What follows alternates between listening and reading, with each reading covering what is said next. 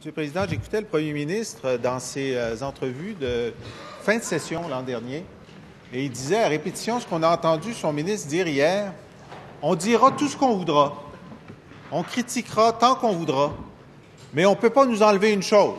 Nous, le gouvernement libéral, on a fait ce qu'on a dit qu'on ferait. Alors, j'ai dit, c'est bizarre parce que c'est pas ce que les gens sur le terrain pensent. Alors, je suis retourné un petit peu dans des archives lointaines, la campagne électorale de 2014 et quelques engagements depuis. Le premier ministre s'était engagé à augmenter chaque année de 4 % les dépenses en santé. Il n'a pas fait ce qu'il a dit qu'il ferait. En retranchant 2 milliards aux soins de santé, il a fragilisé nos aînés, rationné les soins à domicile. Il s'était engagé d'augmenter de 3,5 % chaque année les dépenses en éducation. Il ne l'a pas fait. Il a fait moins du tiers dans ses budgets du désespoir et les élèves en ont payé le prix. Pour les garderies, il s'est engagé à ce qu'il n'y ait pas de choc fiscal. Il a fait le plus grand choc fiscal. Pour les parents, il s'était engagé à ne pas augmenter leur fardeau. Il les a augmentés de 1 100 $. Alors, est-ce que le premier ministre pourrait au moins avoir la décence de ne pas continuer à dire qu'il a fait ce qu'il a dit qu'il ferait alors que c'est le contraire? Monsieur le Premier ministre. Peut-être devoir décevoir mon collègue, mais effectivement, on fait exactement ce qu'on avait dit qu'on ferait. Souvenons-nous de ce qu'on avait dit. Nous allons faire l'équilibre budgétaire, et là, tout le monde était d'accord là-dessus. Tout le monde était d'accord là-dessus. Et par la suite, les marges de manœuvre seront utilisées pour la santé, l'éducation, l'économie et alléger le fardeau fiscal. Cependant, il parle de documents et d'archives. Je vais lui proposer quelques archives pour ses lectures des prochaines heures. D'abord, un document inédit pour lui, c'est un cahier de crédit qu'on dépose avec le budget. C'est intéressant. Ensuite, à l'arrivée, en 2014, on a fait faire un rapport par M. Montmarquette et Godbout sur l'état des finances publiques au Québec. Il pourra les reconsulter s'il veut. Et il y a eu un rapport spécial du vérificateur général sur la même question. Conclusion, si on laissé aller la machine comme son parti l'avait lancé, on allait vers un déficit de 7 milliards $. Alors, c'est pas un détail. Ça pose sur rien, dit-on. Le vérificateur général, c'est rien. Et les économistes indépendants qui ont été consultés, c'est rien aussi. Mais moi, je vais vous dire, ça ne sert à rien de faire l'argument. Les gens ont compris qu'il y avait un gros déficit, qu'il fallait rétablir l'équilibre budgétaire. Ils ont compris que ça prenait un effort important. Ils ont compris également qu'on le fait non pas en retranchant les budgets, comme il a dit, et comme il a fait son parti à l'époque, mais en les faisant tout simplement croître moins rapidement. Alors, je vous propose ce petit tableau didactique qui montre que chaque année, les enveloppes de santé et de services sociaux ont augmenté, pas diminué, y compris pendant la période du retour à l'équilibre, ce qui détruit complètement son argument. Alors oui, Monsieur le Président, nous avons fait ce que nous avions dit que nous ferions.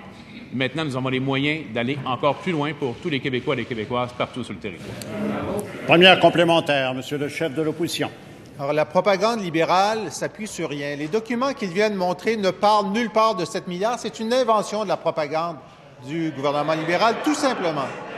Monsieur le Président. Et donc, le premier ministre admet que lorsqu'il avait promis 4 % en santé, qu'il ne l'a pas fait, il avait promis 3,5 %, il ne l'a pas fait, et il avait promis qu'il n'y ait pas de subvention gouvernementale pour le REM. Son budget dit qu'il y aura 800 millions de subventions gouvernementales pour le REM et 133 millions par année par la suite. Monsieur le Premier ministre. Alors maintenant, on sait que pour le chef de l'opposition officielle, les opinions des économistes indépendants du vérificateur général, c'est de la propagande. On a bien compris ça. Mais les Québécois ont bien compris ce qui est arrivé juste avant l'élection.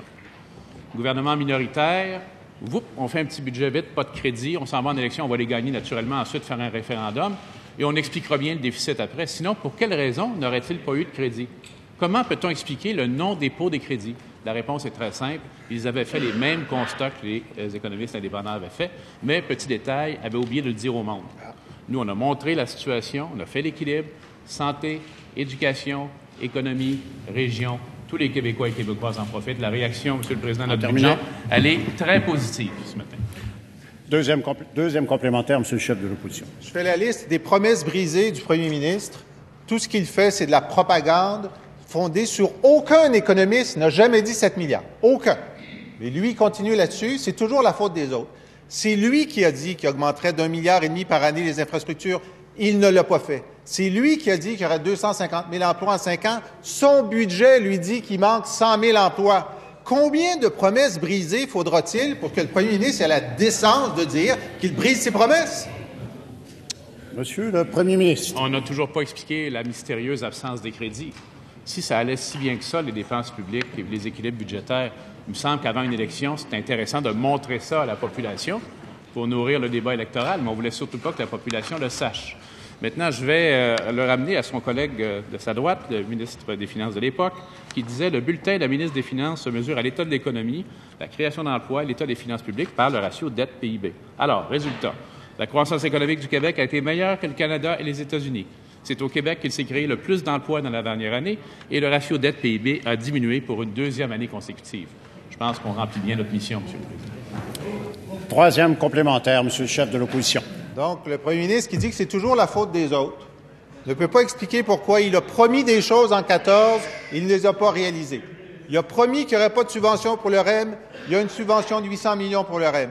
Il a promis qu'il y aurait des infrastructures de plus, il n'y en a pas. Il a promis qu'il n'y aurait pas de choc fiscal, il y a un choc fiscal. Il a promis qu'il y aurait 250 000 emplois, son budget dit il y en aura juste 150 000. À un moment donné, il faut arrêter de prendre le monde pour des valises là, et de voir que les promesses qu'il fait, il ne les tient pas, tout simplement. Je vous réclame de faire attention un peu dans vos propos. Monsieur le Premier ministre. On est habitué, M. le Président, vous en faites pas. Alors, tiens, parlons des infrastructures. Petit tableau didactique. Ça augmente les infrastructures au Québec. Ça augmente les infrastructures au Québec. C'est quoi, 4 milliards de plus que mon collègue a annoncé dans son discours du budget? Regardez, ça marche pas. En fait, j'ai rarement vu des réactions aussi positives à un discours du budget, un budget structurant, un budget plein de mesures spécifiques avec des résultats mesurables, un budget pour aujourd'hui et pour demain, M. le Président.